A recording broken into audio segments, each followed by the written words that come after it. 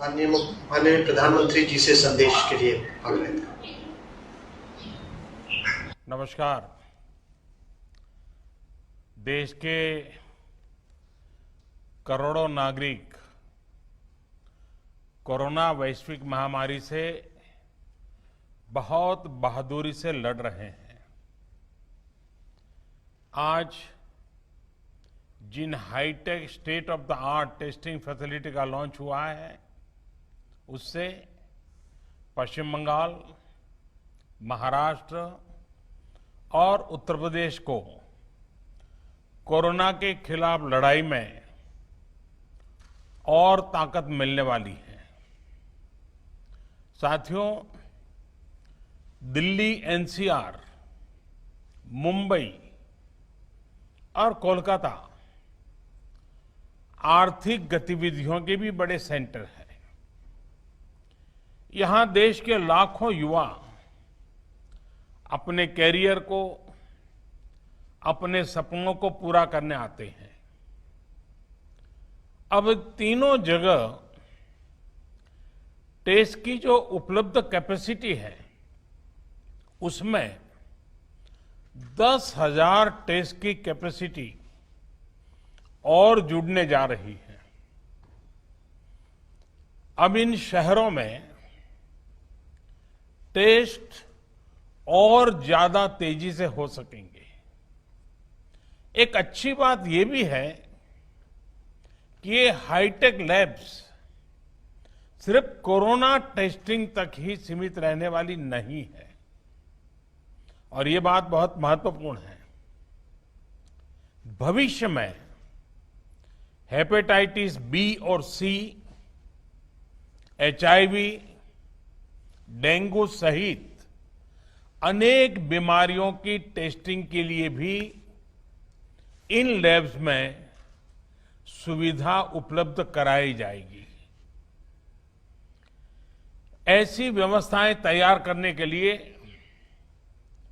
Indian council of medical research, ICMR, और उससे जुड़े दूसरी संस्थाओं से सभी साथियों को भी मैं बहुत बहुत बधाई देता हूं।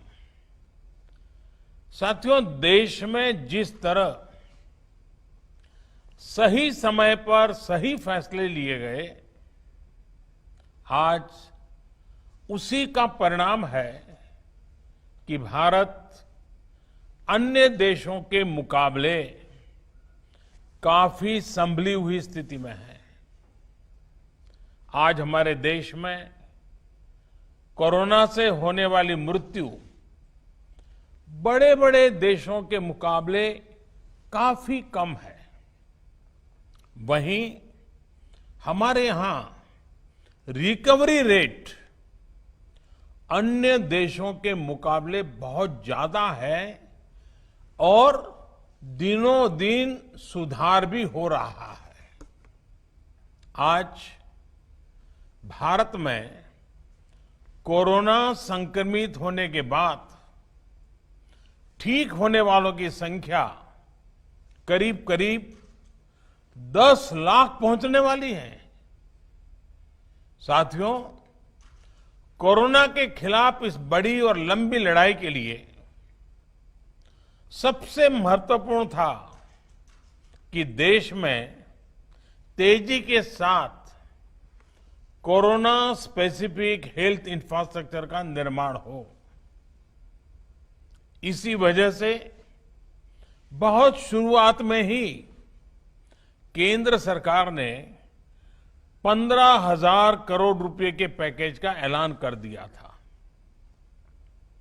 आइसोलेशन सेंटर हो, कोविड स्पेशल हॉस्पिटल हो, टेस्टिंग, ट्रेसिंग और ट्रैकिंग से जुड़ा नेटवर्क हो, भारत ने बहुत ही तेज गति से अपनी क्षमताओं का विस्तार किया।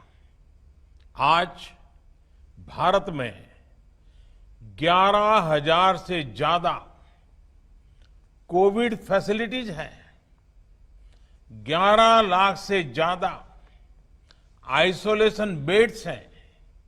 साथियों, जनवरी में हमारे पास कोरोना के टेस्ट के लिए जहां मात्र एक सेंटर था, आज करीब 1300 लैब्स पूरे देश में काम कर रही है।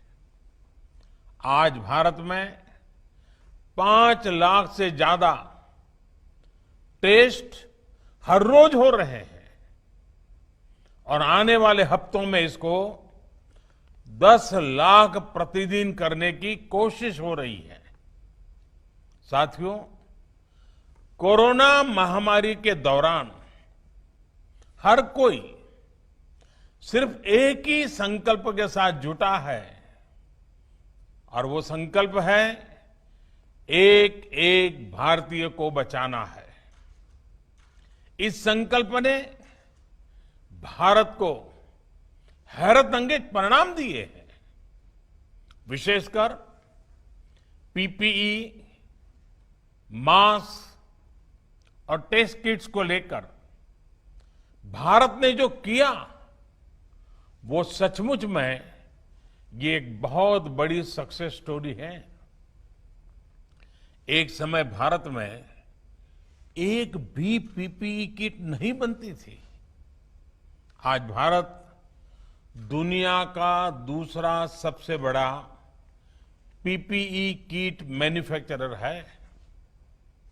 सिर्फ 6 महीना पहले देश में एक भी पीपीई किट मैन्युफैक्चर नहीं था। आज 1200 से ज्यादा मैन्युफैक्चरर हर रोज 5 लाख से ज्यादा पीपीई किट बना रहे हैं। एक समय भारत N95 मास्क भी बाहर से ही मंगवाता था। आज भारत में 3 लाख से ज्यादा N95 मास्क हर रोज बन रहे हैं। एक समय था जब भारत वेंटिलेटर्स के लिए भी दूसरे देशों पर निर्भर था। आज भारत में हर साल 3 लाख वेंटिलेटर बनाने की प्रोडक्शन कैपेसिटी विकसित हो चुकी है। इस दौरान मेडिकल ऑक्सीजन सिलेंडर्स के प्रोडक्शन में भी काफी मात्रा में वृद्धि की गई है।